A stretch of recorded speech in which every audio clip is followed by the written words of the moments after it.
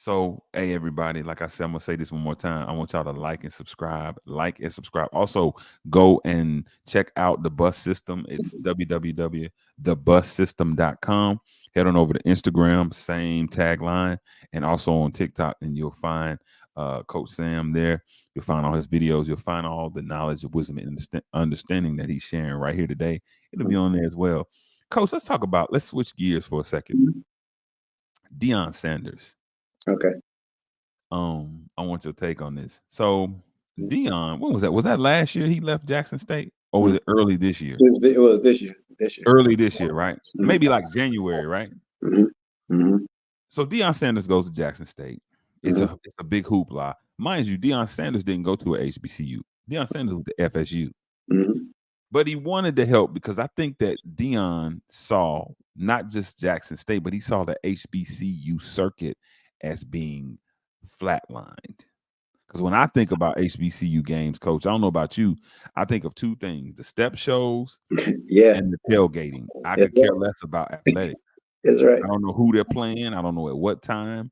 Yeah. I'm just going out there to hang out and see Right. them Omega Yeah. Psi-Phis and Yeah. everybody battling. Right. That's the highlight. But he really brought back pre-integration numbers, right? Before Yeah. we could go into PWIs, predominantly white institutions, he Right. brought back that flair that we used to have at HBCUs. Now, when he left, he was not met. He didn't have a good send off. In fact, it was a bit contentious from the black community. Now Mhm. he's at Colorado, which Yeah. was, if you guys know anything about Colorado, when he went there, they were almost the PWI Jackson State. They were not good at all. They were they were at the bottom of the barrel. Yep. And now he has been winning. I think he just lost, right, Coach? Yeah. He They took a lost. loss. They lost. Lost to Oregon. He lost to Oregon. And Mhm. now all of the coaches, it's almost like a repeat of what was happening at Jackson State at the end.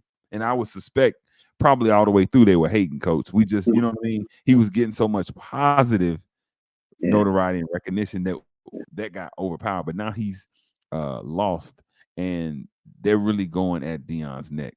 What do you think about that, Coach? That all of that, the hoopla surrounding Deion, him being too flashy, Deion leaving. First and foremost, Deion leaving the black community uh, to go into Colorado State. What is your logic? How do you see that? What's your reasoning around that, or your rationale, I should say? First of all,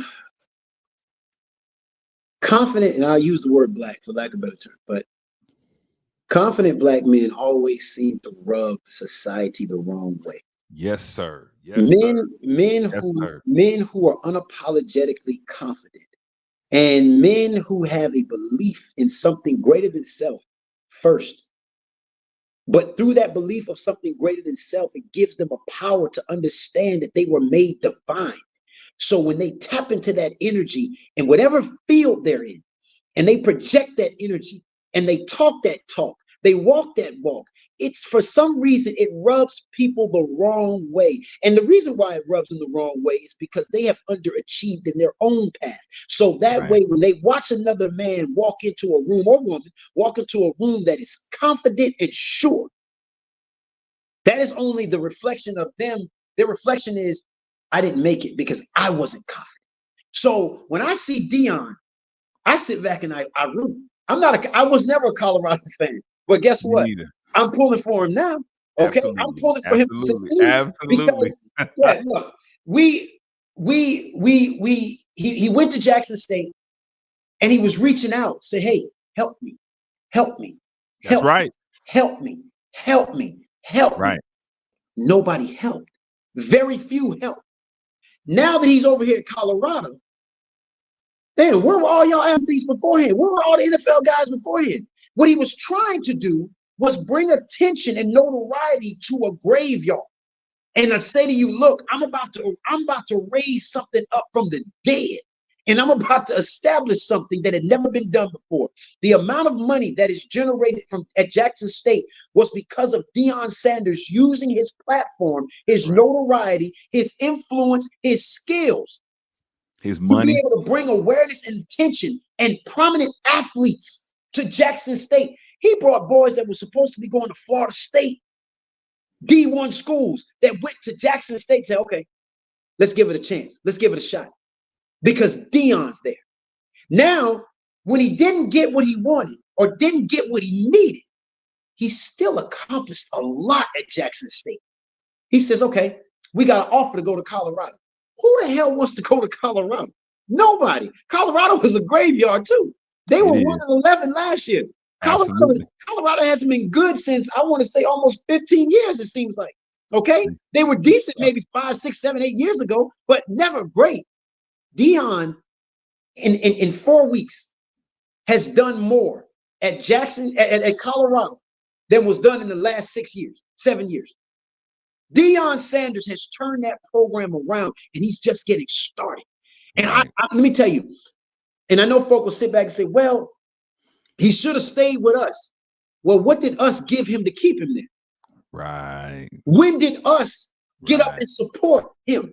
When did us say, hey, Deion was making $300,000 a year. You may say, oh, well, that's enough. See, we always want us to work for free or work for nothing. We always want us to be undervalued because it fits a narrative of handouts and charity, of giving back to the community. No. There are ways to give back into the community without diminishing the value of an individual. That's right. Pay him what he's worth. Pay him what he's owed. Now, if all of these individuals wanted to put money together and say, hey, we can make sure that Deion gets this money to keep him at Jackson State, they could have done that. The same way the boosters, the same way these, but Colorado didn't have the money to pay Deion. Guess what? They got the money now. They sure did. They got the money now. They got the money now. They didn't have the money to pay these recruits. Guess what? They got the money now. They got folk that don't that didn't even attend Colorado are donating to Colorado. Why is that? That's interesting. That's interesting. Now, the flack that he gets is because you have these European coaches that have been coaching in this league for so long, that have never received this level of notoriety, that have played this by the book kind of game. Okay.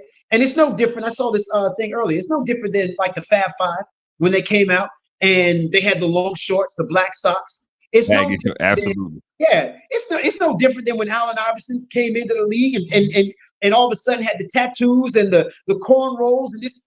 Let me tell you something. You can go back and you can trace us historically. We like big jewels. We like big chains. We like the big ear. That was us. That's us. If you look at Montezuma down there, they said there was a portrait of Montezuma where he had all his jewels on and he wanted all his tribal brothers to be jeweled out just like him. That's power. It's okay.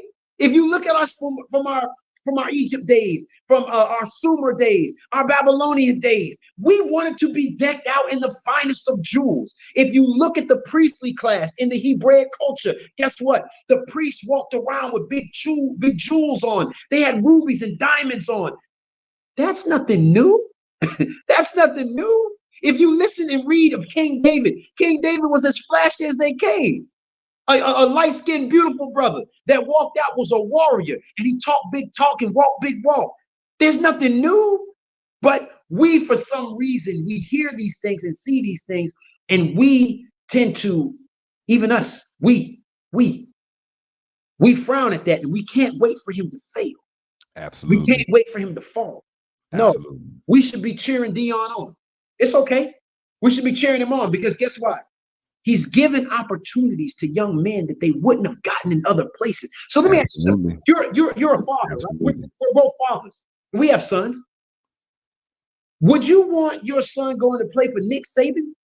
No, sir. Or would you want your son going to somebody who looks like you, who's going to say, listen what Deion just said. Travis Hunter sent him a text message, say, hey, I need to play on Saturday, and I'm not taking no for an answer. Deion says, I love you too much to let you get back out on the field. He says, your potential is greater than mine. So your future is better than mine.